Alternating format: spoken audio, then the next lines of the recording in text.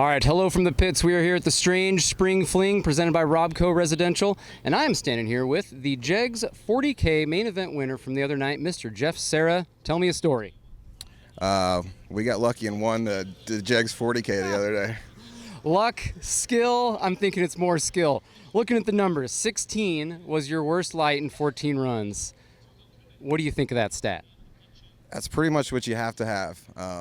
The racing this week was tight. It was really tough. So, you know, some of those runs, a high 00, I was getting treed. So, you know, 16 being the worst light, I mean, that's manageable. That's good. That's what you're looking for. But you almost have to have it if you're going to end up winning because the racing is so tight.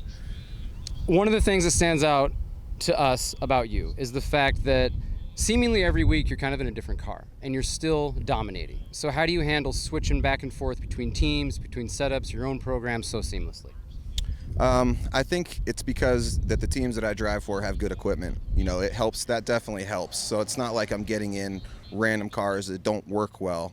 I'm able to drive the same cars for different teams most of the time. And I almost feel like switching it up kind of keeps me fresh. I don't get stuck in like a zone where I'm overlooking small things because I'm always having to change it up. It kind of helps out mentally, I think. I think you're onto something because you plateau, right? If it's just the same thing every time. Yeah, it's kind of monotonous if you're like Groundhog Day. You know, you're at a 5-day race and you're running the same people, the same car, the same lane. Like, it can get to where you start to overlook important details, but they don't seem important when you're doing the same thing over and over.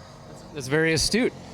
So I was going to guess you're going to say something along the lines of seat time, because I was looking at you when you're a multi-generational racer. You got all them years racing with your dad and with Sean.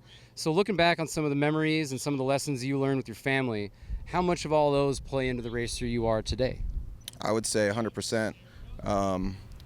Just growing up, we didn't have super fast or super nice equipment, so you had to drive it. If you wanted to do well, you had to, you know, dial up and drive it. And I've kind of kept that same strategy going into today, I guess. And it has served you well. So my last question for you was, again, along all those same lines, you're on the West Coast 2 weeks ago. You're a different track seemingly every weekend, different program, like I said. How do you kind of block out the bad, right? How do you kind of block out some of the distractions, some of the stress that comes with your schedule? You have to have a short memory, especially being double entered or like a multi-day race. If you make a mistake, you pretty much have to forget about it immediately, you know, because you could be running down the track in another 10 minutes. So it's just, I guess it comes with just experience, like you were saying. Oh, yeah. Racing for so long, you kind of learn, like, if you make a good run and lose, those are a little bit easier to take. But if you do something stupid, you pretty much have to try to wipe your brain of that mistake and then get back ready for the next run, you know? Mind of a goldfish, as they say. Mind of a goldfish. Well, you don't like interviews, but interviews like you. Congratulations, and thank you for being the best part of the Flings. I appreciate you guys. Thank you. One more thing. Oh, yeah.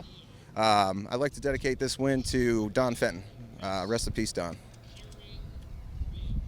Thank you, sir.